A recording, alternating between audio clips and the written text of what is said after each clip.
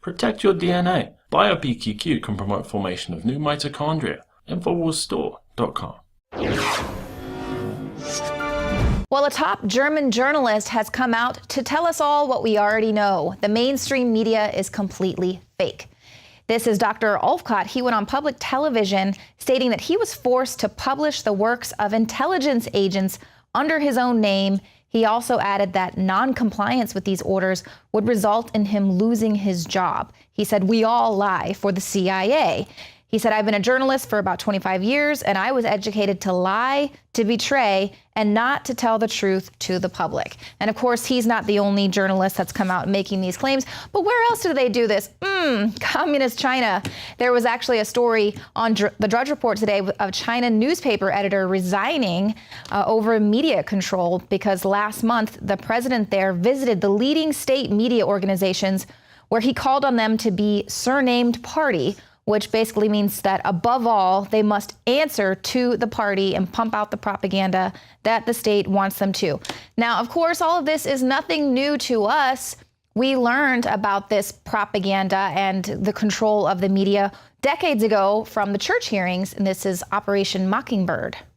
At the end of World War II, Operation Paperclip was launched by the Office of Strategic Services, the OSS, to smuggle known Nazi war criminals into the United States for recruitment into U.S. intelligence agencies. The Nazis were cleared to work in America after having their backgrounds bleached by the military. False employment histories were provided, and their previous Nazi affiliations were completely removed from the record. The OSS provided a model for the Central Intelligence Agency that was established in September 1947. The CIA specialized in propaganda, economic warfare, sabotage, and demolition. By the early 1950s, they controlled over 25 newspapers and wire agencies and had 3,000 plus employees engaged in propaganda. Journalists willing to promote the views of the CIA included members of the New York Times, Time Magazine, Newsweek, The Washington Post, and CBS Television. Do you have any people paid by the CIA who are working for television networks?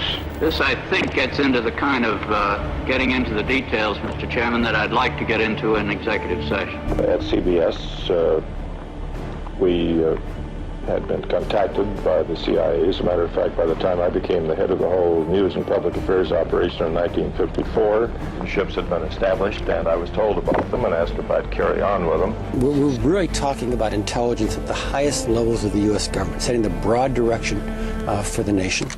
And of course, all of this is particularly hilarious considering that the president of the most transparent administration ever was actually lecturing journalists this week on how to do their jobs, telling them that they need to stick away from superficial reporting and an unwillingness to refute untrue statements from political figures. This is the hallmark of good journalism. False equivalency, all too often these days, can be a fatal flaw. A job well done is about more than just handing someone a microphone. It would be better served if billions of dollars in free media came with serious accountability, especially when politicians do unworkable plans or make promises they can't keep. And there are reporters here who know they can't keep them. I know that's a shocking concept. So this is a president that doesn't really sit down for any hard-hitting interviews with real journalists. He is interviewed by YouTube stars who post videos of themselves sitting inside a bathtub filled with Fruit Loops. But he is telling the press that they should care more about deep reports than retweets. And he says he's full-on critic mode here, saying there's enormous pressure on journalists to fill the void and feed the beast with instant commentary and Twitter rumors and celebrity gossip and softer stories, and that saying that news organizations need to give more attention to issues of substance as opposed to just what's flashy in the moment. And of course, journalists out there immediately retaliated against these claims because, like I said, he has not been the most transparent administration ever. But of course, he has set a record for unfulfilled FOIA requests in 2015. And that's why we're hearing now a second judge granting discovery in the Clinton email lawsuit. And take a look at this. The reason being, the judge noted that the state argued that it had no legal duty to search Clinton's emails when Judicial Watch's FOIA request came in because her emails were not in the agency's possession and control at the time. It wasn't until December 2014 that Clinton turned over a portion of her email archive to state at the agency's request. And of course, that was after she deleted her yoga workout schedule. So, of course, there's a big reason right there why Clinton would set up her own private email server, because it's not going to be subject to FOIA requests. And now we've got a second judge coming down and saying, you know what, I think we need to investigate a little further. But that's not all. The most transparent administration ever, of course, has been really infamous in prosecuting whistleblowers and, of course, spying on those whistleblowers and journalists like Cheryl Atkinson. She's an investigative journalist. She formerly worked for CBC News, and she is also a whistleblower. There's videos of her where she's showing her laptop being taken over. She's not even touching it, but you're actually seeing her files being deleted remotely from whoever from the State Department had been hacking in and spying on her as one of the journalists there. She was actually giving this really hard-hitting TED Talk last year. You got to watch this video in full, but she's talking about how there are AstroTurf campaigns set up, funded by political, corporate, and other special interest groups, and they very effectively go out there and distort media messages. AstroTurfers seek to controversialize those who disagree with them. They attack news organizations that publish stories they don't like, whistleblowers who tell the truth, politicians who dare to ask the tough questions, and journalists who have the audacity to report on all of it. Sometimes AstroTurfers simply shove intentionally so much confusing and conflicting information into the mix that you're left to throw up your hands and disregard all of it, including the truth. So, of course, she talks about how these groups will go out there and they'll distort any information, and anything that is counter to what the government wants to put out will be silenced, much like the Vax documentary that's been in the news, how Robert De Niro wanted to put it into the Tribeca Film Festival. And then, of course, he had a lot of instantaneous pushback from that, and just within hours decided to pull that from the film fest because, of course, that's one of those things that Cheryl Atkinson talks about. You're not allowed to talk about things that will counter the science that the government wants to put out. Now, here is an article from a couple of years ago, but I highly recommend you go back, take a look at it in full, because it really breaks down a lot of the slides that were released there with the NSA, with the Edward Snowden revelations. And this is out of Georgie BC's blog. Heather Marsh is the investigative reporter here. And she really breaks down these slides and shows you how the democracy is a puppet show. It's set up to distract attention from the real governance. Democracy and local governments provide a curtain between the true coercive power and the rest of the people. A politician or ruler will be placed on stage. People are made to feel that they're participating in the show by voting for or against. Occasionally, they could throw a shoe at them or potentially assassinate them, but then the people leave the theater, they go to the streets, where they are the targets of an increasingly oppressive war of coercion by those who are battling for the control of the real governance. And these are NSA slides, and they are spelling it out, how to use social media and real-time monitoring of YouTube videos and blogs that you visit and all of these things, and how they can control your likes, control the things that you are viewing in order to oppress you and to force you and coerce you into believing a certain way, thinking a certain way. And so like earlier, we showed how that goes all the way back with Operation Mockingbird. Here, these slides are now with the new internet and all of these new social media platforms and things that are out there. So they have to figure out new ways to control you. So keep that in mind when you're watching tonight's town hall, or when you're seeing this political parody roll out this year with this election. And of course, they're trying to now all the focus is on Trump's aide being charged with a simple battery where he grabbed the reporter's arm, and now the whole thing is about, why did you manhandle the girl like that? Oh my goodness, everything's talking. Or they're talking about the battle between the wives, who's prettier, this and that, and now are we attacking women? Is that what we're doing? And Kurt Nimmo has got a great article up. This is the wife war distraction. People don't need to be worried about whose wife is prettier. They need to be actually looking at Heidi Cruz's globalist connections. This is what the Trump campaign should really be hammering about, not if she's pretty or not. And this is Katrina Pearson, who's Trump's spokeswoman. She says Heidi Cruz is a Bush operative. She worked for the architect of NAFTA, which has killed millions of jobs in this country. She was a member of the Council on Foreign Relations, and she's been working for Goldman Sachs. Heidi's entire career has been spent working against everything Ted Cruz says that he stands for. And that article really breaks it down. You've got to go read Kurt Nimel's article. That's what you need to be tweeting out to everyone with this campaign. But just keep it all in mind. This is how the media is controlling you, and who's behind the media are the people who are ultimately looking for the real governance of this country. I've been a journalist for about 25 years, and I was educated to lie, to betray, and not to tell the truth to the public. And now a message for the sheeple. Lies upon lies are churning out of mainstream media on a daily basis. Lies shuffled in with distractions and biased reporting. A propaganda machine run by the CIA since at the very least the 1950s, and owned by the big banks that have given a handful of consolidated media corporations a license to kill any truth in journalism.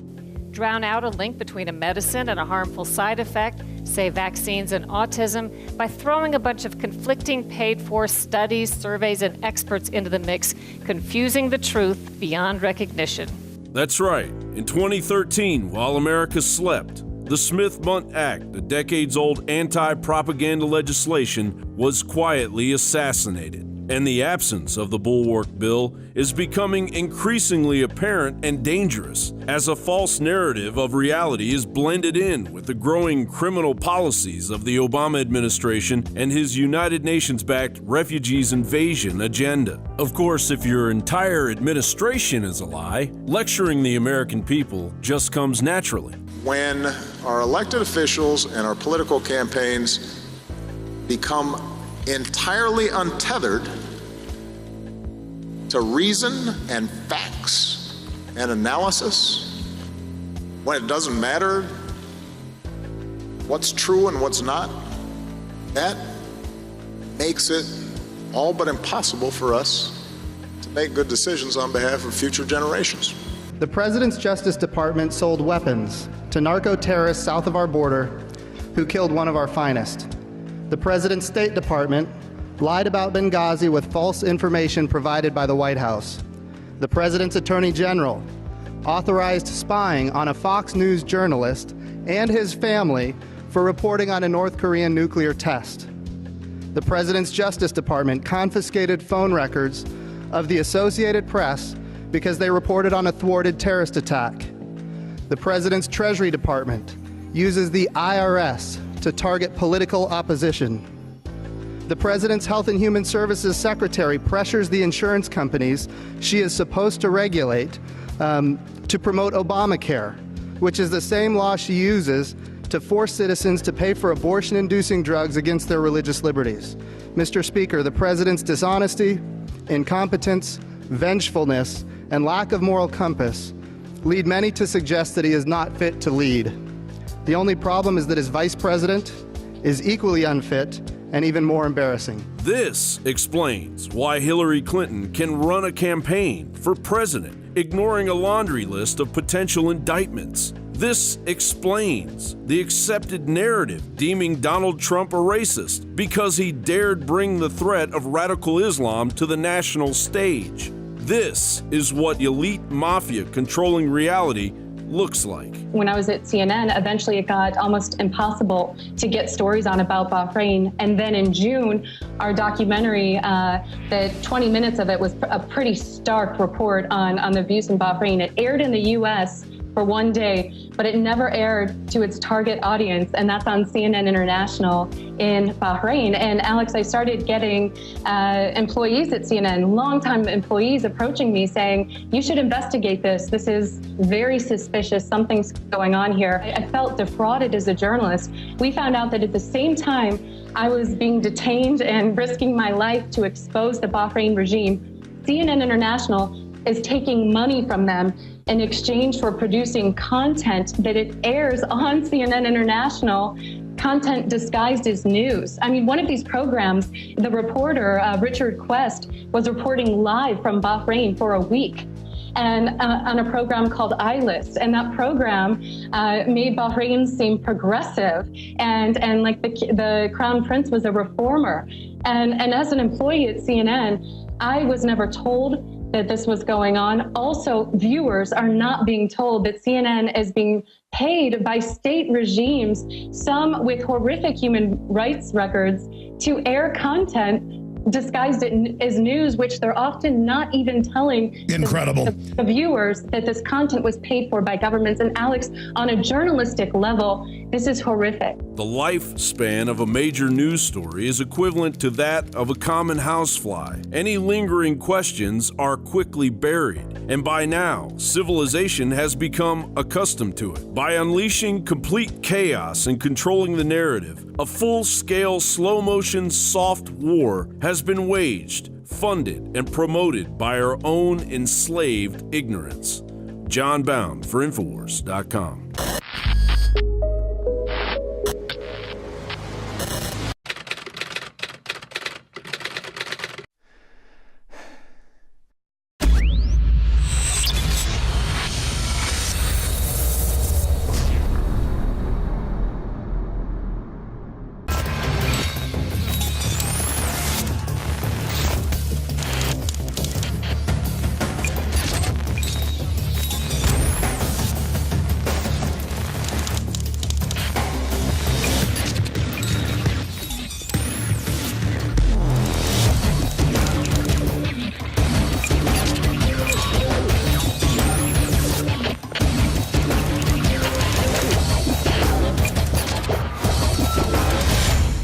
Fellow Info Warriors, I am very excited to be able to announce to you the introduction at InfoWarsLife.com of a new way to save time and money when you stock up on InfoWars Life formulations like Survival Shield X2 and Super Male Vitality. Just go to InfoWarsLife.com today, select your favorite product, click on Auto Ship before adding to cart, and choose how often you want us to send you another order. Every time you choose Auto Ship at InfoWarsLife.com, you get 10% off, and you won't have to worry about running out and having to reorder next time. And of course, you can cancel with one click anytime. As you know, I'm all about the idea of a 360 win, and the new auto ship feature at InfoWarsLife.com is a sure win for everybody. A win for liberty, a win for health, and a win when it comes to big savings. Visit InfoWarsLife.com today and save 10% on your next InfoWars Life order by selecting auto ship at checkout. That's InfoWarsLife.com or call 888-253-3139.